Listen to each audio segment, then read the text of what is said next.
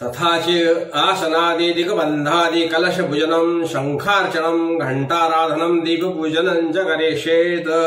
शरीर शुद्ध्यर्थम षडंगनाशं च करिष्येत्। आदो निर्विघ्नता सिद्ध्यर्थम श्रीमन्महागणादि स्मरणं च करिष्येत्। हातात गंधाक्षता सहित उदक घेऊन सोडायचे। त्यानंतर म्हणायचं गणपतीचं स्मरण करायचं। श्री महागणपती स्मरणं गणानां त्वा शोणको ग्रत्समुदो गणपतिर्जगति गणपति स्मरणे विनियोगः। ओम गणानां त्वा गणपते हवामहीं कैवीं कविना उपश्रवस्तरं ज्येष्ठराज्यं ब्रह्मणां ब्रह्मणस्पत आनं शृणुतु निविसिदं साधनं। रिद्धि सिद्धि सहितं सांग सपरिवारां सायुद्धं सशक्तिकं। श्री महागणपती स्मरामि। श्रीमन्महागणाधिपते नमः। निर्विघ्नं कुरु।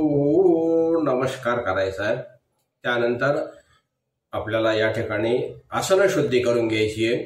भूमीला स्पर्श करायचा आहे।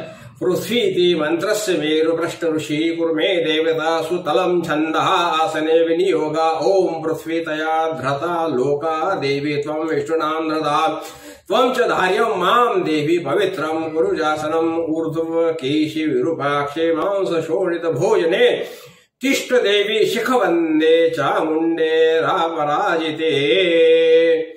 भूतुत्सारण करायचंय। हातामध्ये अक्षता घ्यायच्या आणि दक्षिण दिशेला फेकायच्या।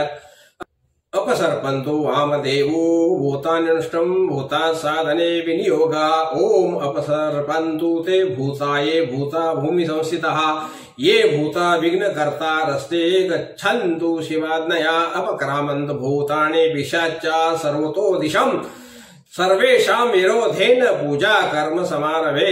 चिक्षदंश महाकाय कल्पान्तधनुपं भैरवाय नमस्तुभ्यं ज्ञानदातुर्मसि।